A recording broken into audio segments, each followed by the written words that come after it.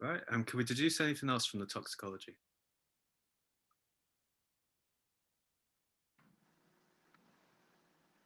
Right. Okay, well, thank you very much. Ladies and gentlemen, my name is Detective Inspector Paul Anderson, and I'm here to investigate the murder of a Bob Roberts. That was the toxicology report just then. They've informed me that in the victim's mouth, the chemicals found were as follows: corn flour, lactose, vanilla, xylosine, ditomidine, and acepromazine. Now, the last three substances were found in horse tranquilizers. Therefore, we can conclude that Bob was poisoned. Now, for my first witness, I'd like to call upon Miss Sylvia Roberts.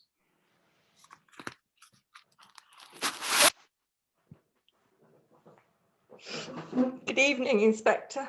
Good evening, Miss Roberts. First, I'd like to offer my condolences for your loss. Thank you. You're very young to be an inspector, aren't you?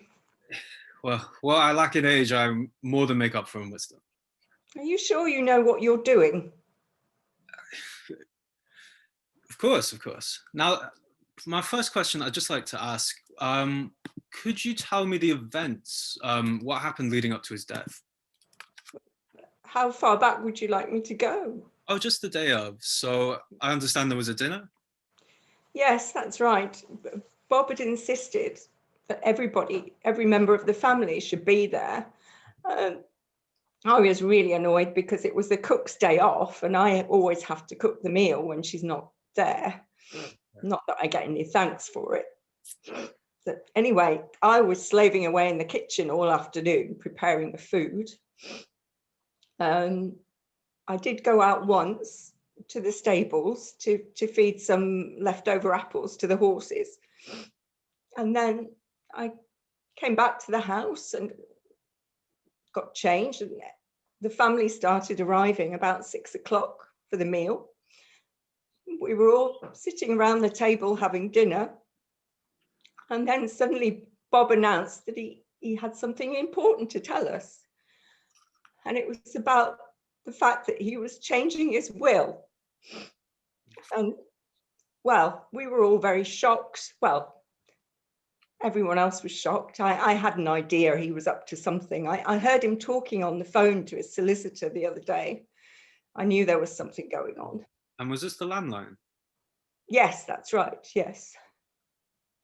Yes. So anyway, he announced that he was going to be leaving all his money and all his the rest of his estate, apart from the house, to his beloved horses. Well, you can imagine the shock and anger that caused, Inspector. There was a big argument about it, but Bob wouldn't listen. He never does. He's got no respect for any of us. The only thing he cares about is his ruddy horses. Okay.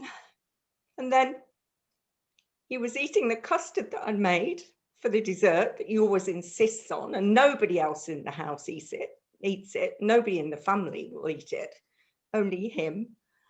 And he was in the middle of eating and suddenly started choking, and next thing he lands with his face down in the custard. Oh, you could say he met a very sticky end, Inspector. Oh, it was horrible. And you said no one else eats this custard? No one else will touch it, only Bob. Now, you mentioned before about the stables. Do you have access to all the equipment in there? So the equipment's medicines and so forth? Well, to be honest, I don't go in there very much. I'm not interested in the horses, really. But you know where everything is? You know yes, how to of reach course. I mean, nothing gets locked away. The medicines are all left out in case they're needed in a hurry. I see. Now, I'd just like to wrap up asking about your relationship with Bob. How were things before his untimely demise? Well, he was a very difficult man, Inspector. We had a very stormy relationship. He had no respect for me at all. He made it his life's work to criticize me and belittle me and humiliate me. How long were you married for? Well, let's see, about 45 years. 45 years. That must have really taken its toll on your relationship. Yes, yes, you could say that. I mean, I had a very promising career as an actress, you know, when I first met Bob, and he just ruined my confidence. And my Titania was the talk of the Celia Hammond Drama School. It really was. Roberts, thank you. Thank you very much. All of this has been very, very helpful. Thank you very much for your answers. Oh, okay. Well, I hope you get whoever did this, Inspector. We'll be sure to find out. Next, I would like to call upon Charlotte Roberts. It's Charlie, sorry, thank you. Oh, my apologies. Charlie. Yeah. So I understand there was a dinner and it was your grandmother that was cooking, is that correct? Yeah, and I helped her in the kitchen quite a bit. In the kitchen? Yeah. So, does this include preparing the custard? Yeah, I always help her prepare the custard. Okay. Now, what was your relationship with the family like? So I imagine you were close with your grandmother. How about the others? None of us got on. I didn't get on with any of them.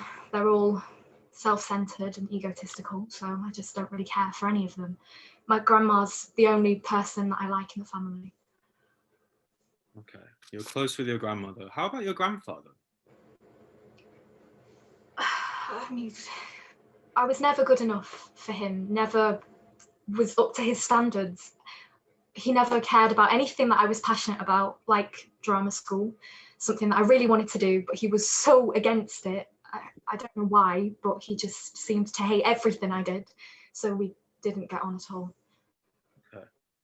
Now, did you know what you would stand to get from his will? Well, I knew that I would inherit some money and I knew that I would get part of the stud because I do love horses.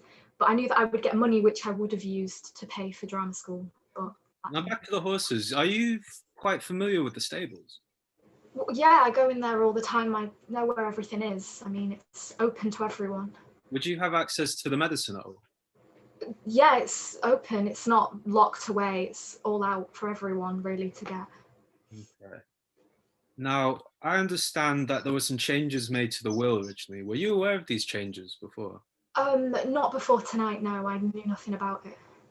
Okay. Right. Well, thank you very much. That concludes our questions. Thank you. Thank you. Okay, next up, I'd like to call a George Roberts. Hello, Inspector. Yes, you know that Tubby Rowlands, you know, he's Chief Constable. He's a member of my club, so be careful. You know, I have friends in high places. Yes. Do I know you from TV somewhere? Yes, I've been on a few local politics programs. I'm hoping to be Conservative candidate in this seat. I've also been in the local news, but less said about that, the better. Yes. All right. Now, what was your relationship like with your father? Safe to say, me and Daddy didn't get on at all.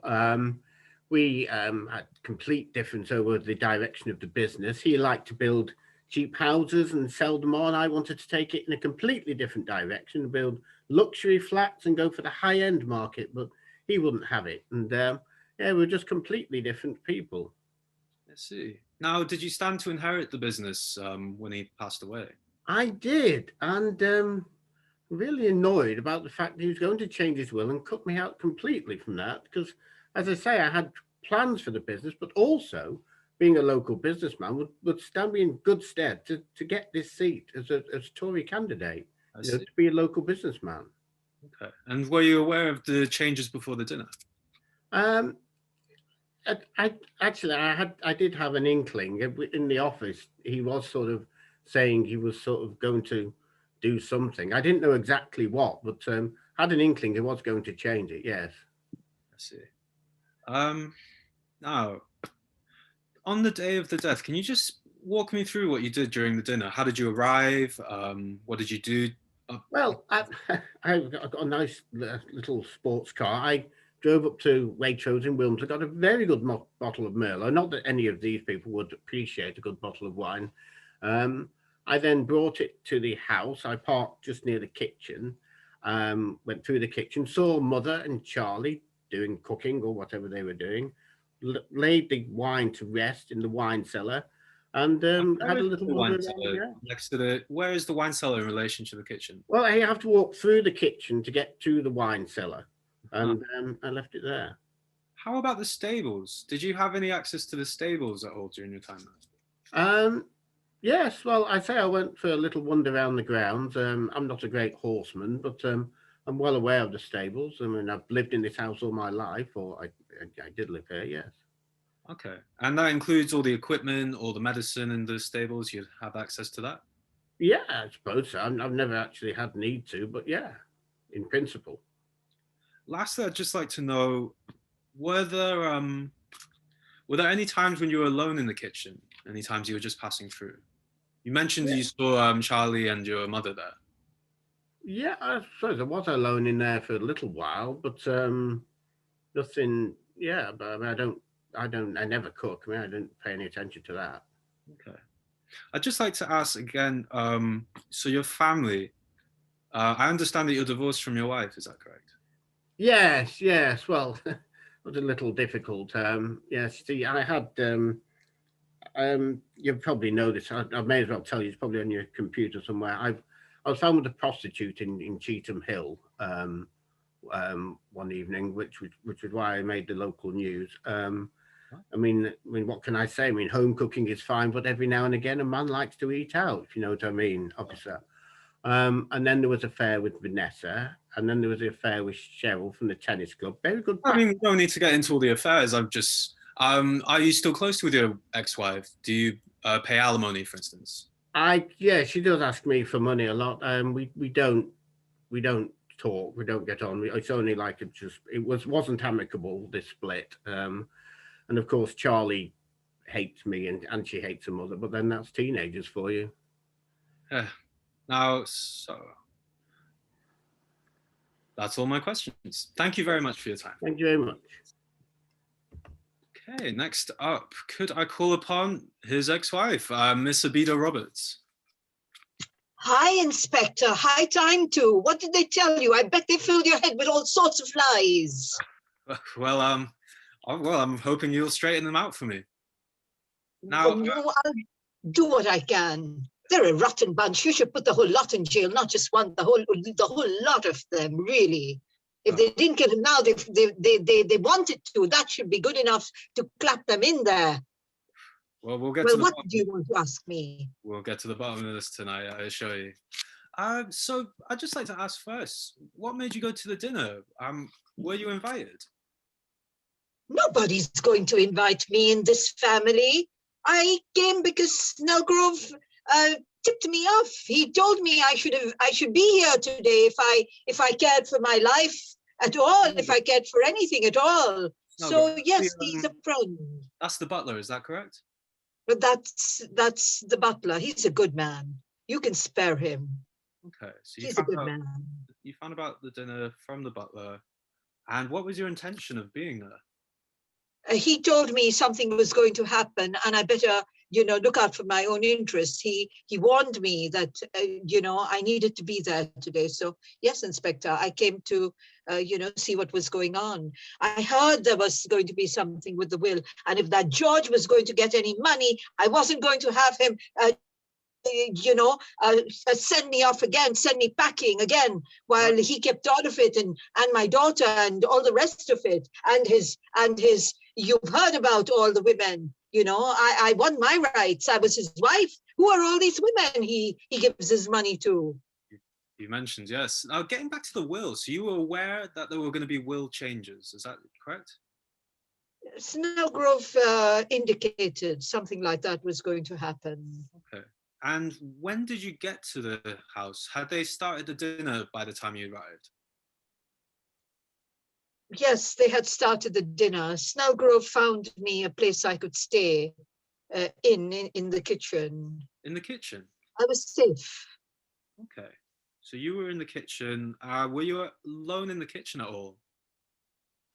I was alone in the kitchen, but if you think that I had anything to do with that old man dying, you're very mistaken, Inspector. I was in the kitchen. They were at the table. I don't know how they killed him, but you can bet your boots they did. Okay.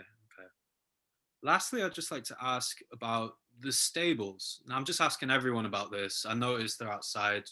How familiar were you with them? Everybody went to the stables. You had to go to the stables if you wanted to eat with Rob. You had to come in and say, "Oh, we saw the horses. They're very nice. Oh, this one's..." It was just the done thing. Everybody went to the stables. Okay. And were you aware of where everything was? The equipment, the medicine, for instance? I wasn't so interested in the horses, but everybody knew everything in the stables. You just went there, patted the horses, and came right back. That was what was done. This is the Roberts household. Right. Well, thank you very much, Ms. Roberts. Your answers have been extremely helpful.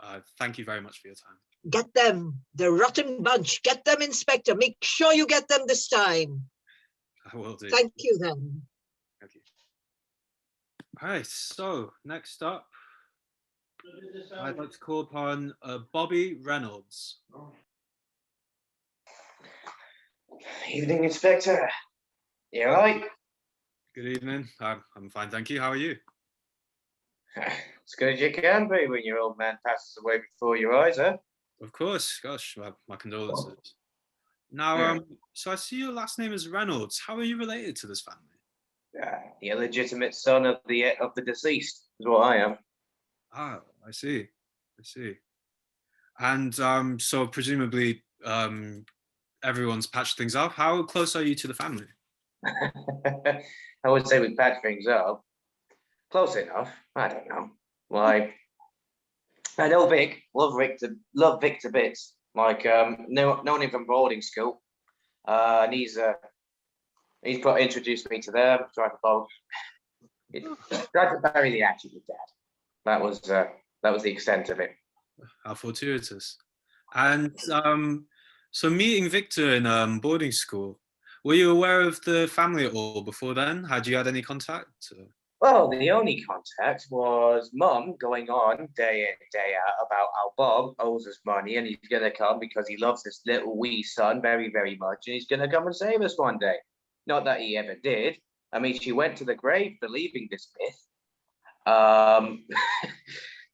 Yeah, you know, the only dads I ever knew up until the age of about 14 were the ones who smacked me around the head, really, the stepdads. But she was a gambler like Dad, and gambling and a drinker, and one time she got lucky, and the one single good decision in her life was sending me up north to this boarding school where I met Vic. That's it. That's the only way I found him.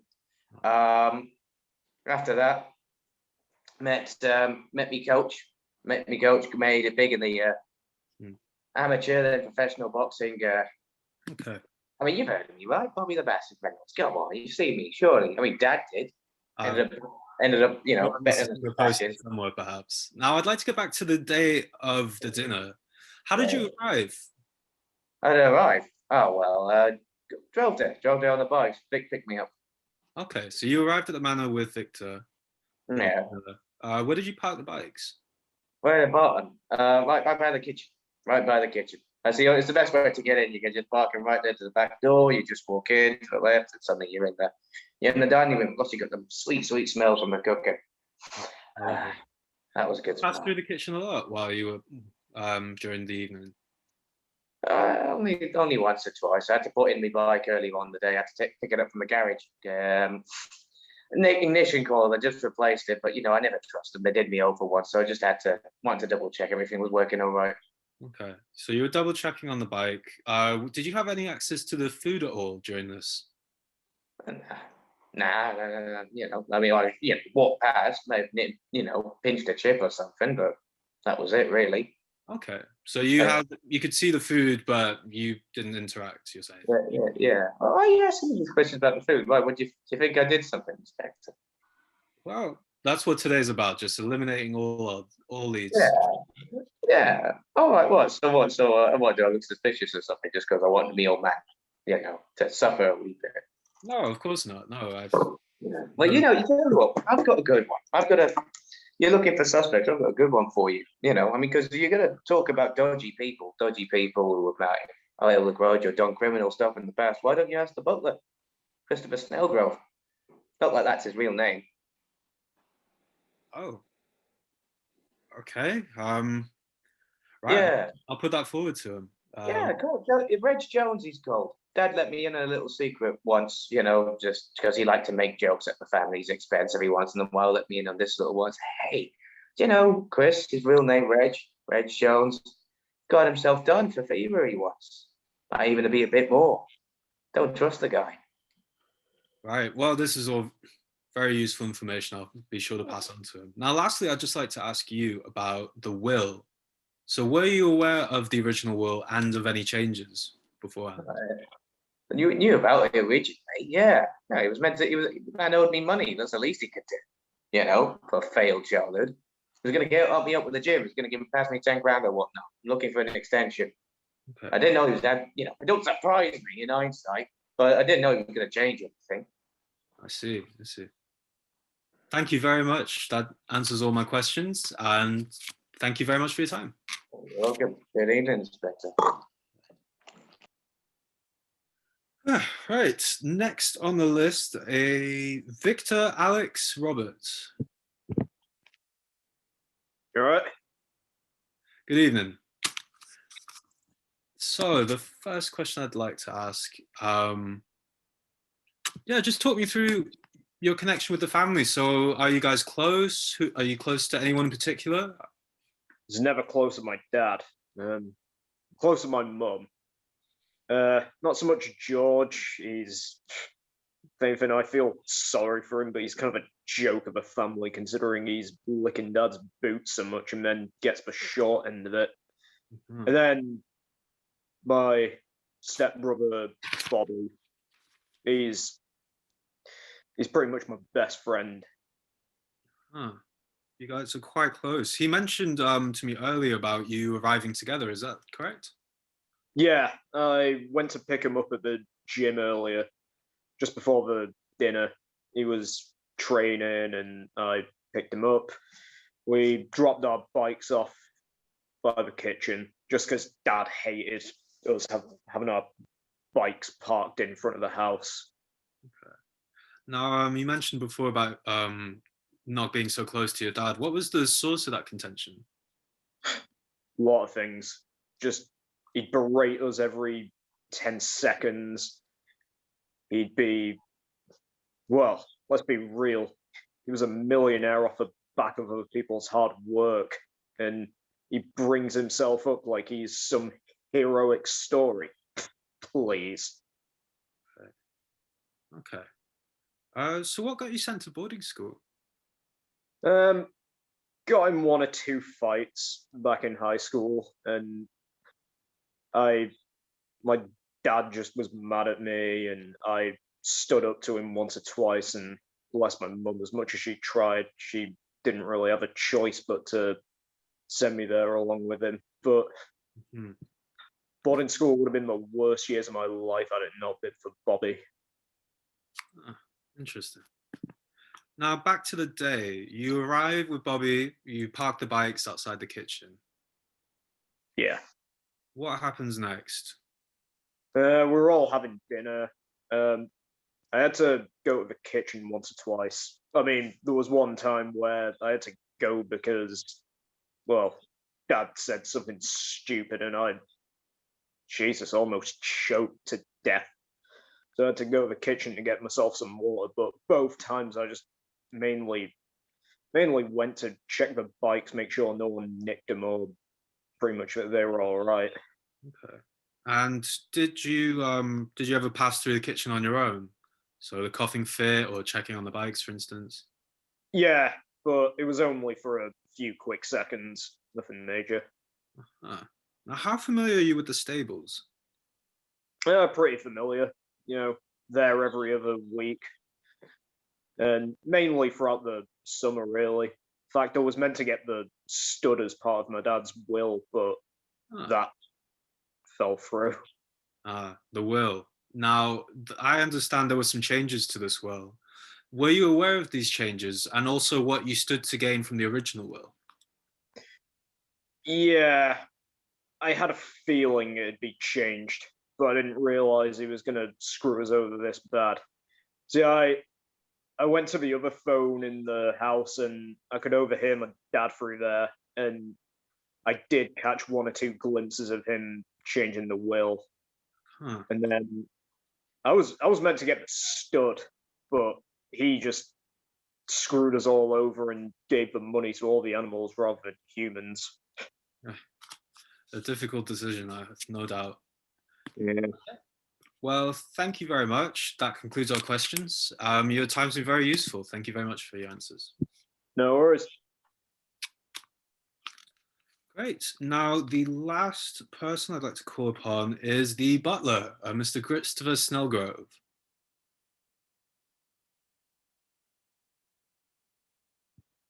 Mr. Christopher Snellgrove. We have Christopher Snellgrove in attendance.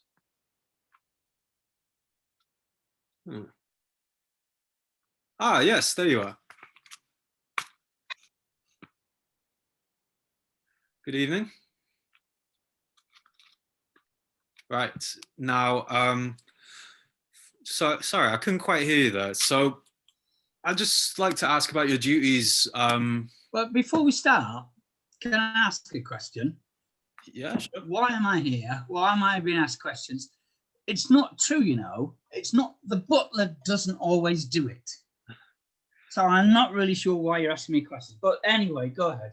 Well, we're hoping to dispel that rumor today. So how long did you work for Bobby? For Bob, I mean. About 2-3 years. 3 years. And how was it? All right. Okay, we got on well most of the time. Huh. He was a good boss to you, was he? Most of the time, yeah. Most of the time. Okay. Well, yeah, nobody's perfect. I No understand. relationship's perfect. No, of course, of course. And what did you have to do on the day? So I knew that Sylvia was cooking and Charlotte was helping her with that. What were your duties on the day? Well, I'm the butler or the man about the house. I do everything. I'm the dog's body. So up at 6 o'clock, while these are all snoring away, because I have to get the house ready, yeah? So then I went shopping for the meal, because of course, although her ladyship was cooking it, she wasn't buying the ingredients for it.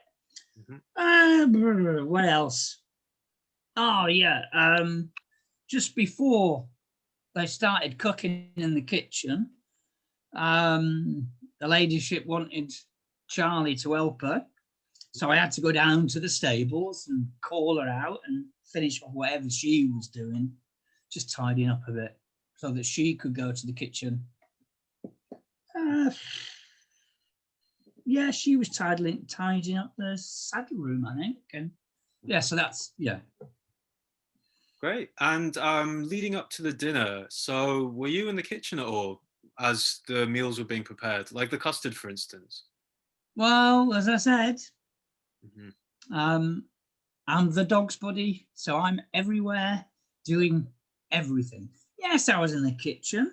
Mm-hmm. Yeah, but I mean, how about the steak? You know, I mean, everybody has been through the kitchen, so me going through the kitchen is just a trifle. Fair enough.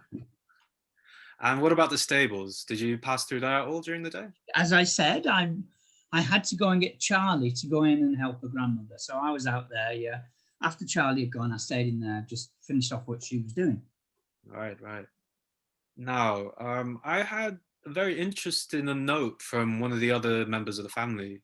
Mm-hmm. He mentioned about you not really going by Christopher Snellgrove. Could you elaborate? Well, could you? Well, he mentioned a Mr. Reg Jones. Yeah, so Reg Jones, who actually had a criminal past, arrested for theft, and he alluded to something a bit more. I don't know how anybody knows this. Who was this? Who It's told you this? just Bobby. I mean, it doesn't really matter, to be honest. I just, for any clarification. Ah, I didn't know anybody else. The only person who knew this was Bob. But Oh. yes, it's true. My real name is Reg Jones. Okay. But yes, and yes, I've got a record for theft. Nothing else, just theft. Okay. End of. Full stop. And But yes, my name's Reg Jones. But you don't get jobs like this with the name Reg Jones, and you certainly don't with a record. That's true. Now, you said Bob knew about this. How did that affect the relationship? Well, the point is, we used to have a lot of conversations. As I said, the relationship was quite good, and so that he started to confide in me. So I got to know a few of his little, deals, etc. And then suddenly one day he pops up, knows my alter ego, knows my previous name. So that was like a standoff, really. And we had a little tete-a-tete. Tension rose a bit, and I've been watching my back ever since. Okay, so things were tense leading up to the death. Now, about the will. Well, they have been recently, yes. How about the will? So the will, I'm curious, there were changes made to it. Did you know about these changes beforehand? Well, I knew about changes. What the details are, I've no idea. I'm just the butler, as they say. I see. I knew it was happening because, like I say, Bob had words and spoke to me, let me know things. He just said he was onto his solicitor, he was going to speak to his solicitor, that he was going to make changes and people will probably be upset. Okay. Including Abida, I imagine. So is that why you told Abida to come to the dinner today? Well, Abida has been badly treated by this family. Oh. We got on reasonably well. Abida, I just thought maybe she might benefit from it, Interesting. somehow. I see. Okay. That concludes our questions. Oh, Thank you very okay. much. All right, thank you. Audience, I've run out of questions. Can't think of anything else I could ask these suspects. What do you have in mind?